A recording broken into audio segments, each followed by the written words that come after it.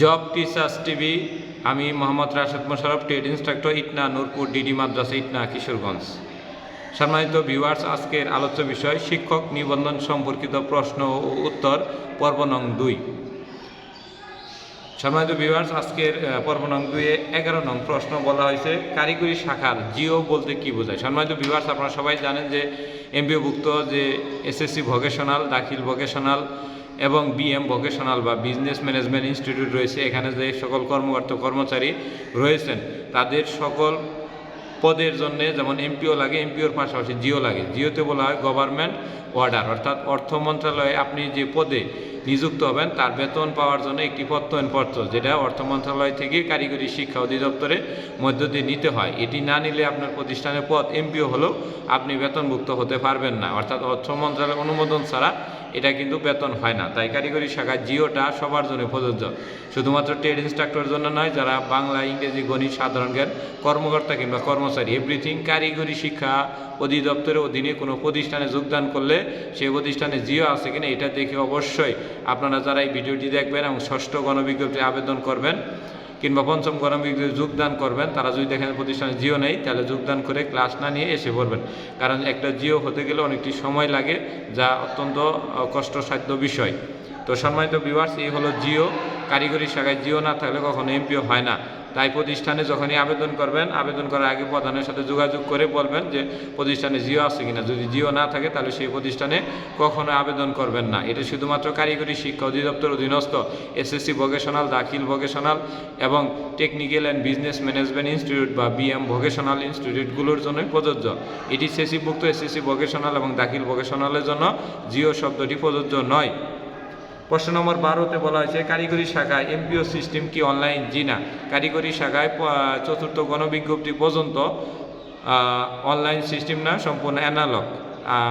আঞ্চলিক কার্যালয়ের মধ্য দিয়ে আপনার 32 ধরনের কাগজ সংগ্রহ করে কারিগরি শিক্ষা অধিদপ্তরের অধীনে পাঠিয়ে দিয়ে আপনার এমপিও করাইতে হয়। আর এমপিও করাইতে সর্বনিম্ন 5 মাস সময় লাগে এবং এখানে কোনো বকেয়া দেওয়া হয় না। এবং আমরা যতটুকু শুনলাম যে পঞ্চম গণবিজ্ঞপ্তি থেকে অনলাইন প্রক্রিয়া করার জন্য মিটিং আহ্বান করা হয়েছে, তবে এরকম মিটিংয়ে আরও আহ্বান করা হয়েছে, বাস্তবিক কোনো প্রয়োগ হয় না। তাই প্রয়োগ হওয়ার সম্ভাবনাটা খুবই কম বলে আমি দেখছি। তো সম্মানিত ভিউয়ার্স, প্রশ্ন নম্বর 13-তে বলা হয়েছে মাউসি বলতে কি বোঝায়? মাউসি বলতে বোঝায় মাধ্যমিক ও উচ্চ শিক্ষা অধিদপ্তর।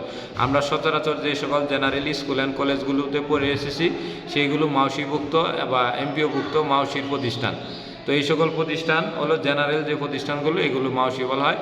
এবং ওই জেনারেল স্কুল থেকে যারা বেতন পায় কর্মকর্তা কর্মচারী, তারা মাউসির অধীনে, অর্থাৎ মাধ্যমিক উচ্চশিক্ষা অধীনস্থ এই সকল প্রতিষ্ঠান।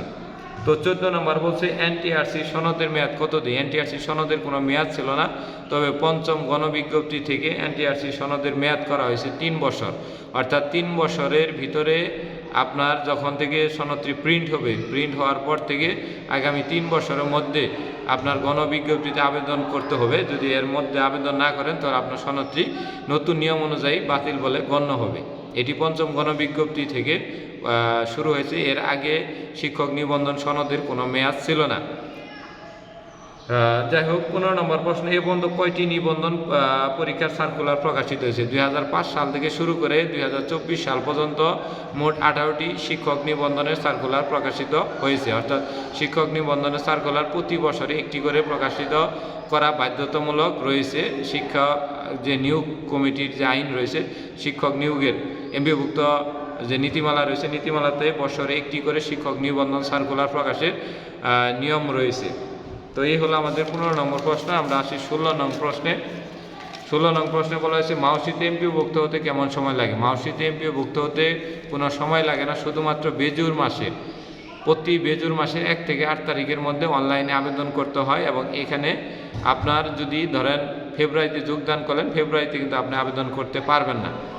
মার্চে যে আপনি আবেদন করলেন, এপ্রিল না একেবারে মে মাসে গিয়ে কিন্তু আপনার আবেদন সাবমিট হবে। তাহলে ফেব্রুয়ারিতে যদি ফেব্রুয়ারি, মার্চ, এপ্রিল এই 3 মাসের বকেয়া কিন্তু আপনি পেয়ে যাবেন। এটা হলো মানে মাউসিভুক্ত যে প্রতিষ্ঠানগুলো রয়েছে এগুলোর এমপিও সিস্টেম। এনটিআরসির প্রথম নিবন্ধন পরীক্ষা, পরের প্রশ্ন বলছে এনটিআরসির প্রথম নিবন্ধন পরীক্ষা কত সালে হয়? 2005 সালে সর্বপ্রথম বেসরকারি শিক্ষক নিবন্ধন ও প্রত্যয়ন কর্তৃপক্ষ এনটিআরসি নামে একটি প্রতিষ্ঠান গঠিত হয় এবং এই প্রতিষ্ঠান প্রথম 2005 সালে শিক্ষক নিবন্ধন পরীক্ষার আয়োজন করে।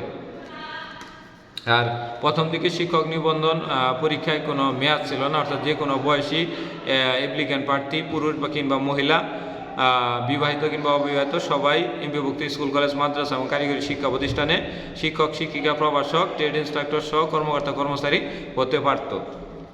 কিন্তু এখন সেটি 35 বছর পর্যন্ত অপেক্ষা রয়েছে, অর্থাৎ আপনার সার্টিফিকেটের বয়স 35 বছর হলে আপনি আর এমপিওভুক্ত স্কুল, কলেজ, মাদ্রাসা এবং কারিগরি শিক্ষা প্রতিষ্ঠানে শিক্ষক, ট্রেড ইন্সট্রাক্টর, প্রভাষক কিংবা কর্মকর্তা কর্মচারী হতে পারবেন না।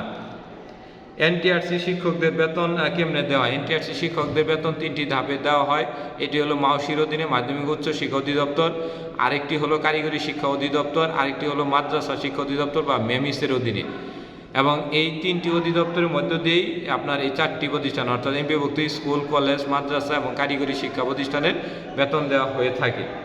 19 নং প্রশ্নে বলা রয়েছে যে এমপিও ভুক্তিতে কী কী সুবিধা আছে। এমপিও বলতে বোঝায় মান্থলি পেমেন্ট অর্ডার, অর্থাৎ আপনি এই সকল প্রতিষ্ঠানে যোগদান করার পরে আপনি প্রত্যেক মাসে মাসে বেতন পাবেন। তার একটি সিস্টেম, তার একটি নাম্বার হলো এমপিও। আপনাকে একটি ইন্ডেক্স দেবে, ওই ইন্ডেক্সে আপনার প্রতি মাসে বেতন পাবেন। এমপিও ভুক্ত হলে শিক্ষা প্রতিষ্ঠানের সকল ধরনের যে সকল সুযোগ সুবিধা বিদ্যমান রয়েছে সকল ধরনের সুযোগ সুবিধা আপনি পাবেন। 20 নম্বর প্রশ্নে বলা হয়েছে এমপিওভুক্ত শিক্ষায় আমি যাহা ভাতা পাই তাহা থেকে কত % কেটে রাখা হয়। অর্থাৎ এক ভাই এখানে প্রশ্ন করে বলেছেন যে এমপিওভুক্ত শিক্ষায় আমার স্কেল হলো 10ম গ্রেড, 16,000 টাকা। আমি সকল স্যালারি মেলারি সহ আরও কিছু টাকা পাই, যেমন 1,000 টাকা বাসা ভাড়া পাই এবং 500 টাকা মেডিকেল ভাতা পাই এবং 5% প্রণোদনা, সর্বনিম্ন 1,000 টাকা পাই। তাহলে এই ক্ষেত্রে আমাকে কত পার্সেন্ট কেটে রাখা হয়? সেক্ষেত্রে আপনাকে 10% কেটে রাখা হয়, অর্থাৎ আপনি 100 টাকা বেতন পেলে 10% আপনার ভবিষ্যৎ এবং কল্যাণ তহবিলের জন্য কেটে রাখা হয়। এ হলো আমাদের দ্বিতীয় পর্ব, অর্থাৎ শিক্ষক নিবন্ধন সম্পর্কিত প্রশ্ন উত্তরের দ্বিতীয় পর্ব এখানে শেষ হলো। তৃতীয় পর্বের জন্য অপেক্ষা করুন। ধন্যবাদ সবাইকে।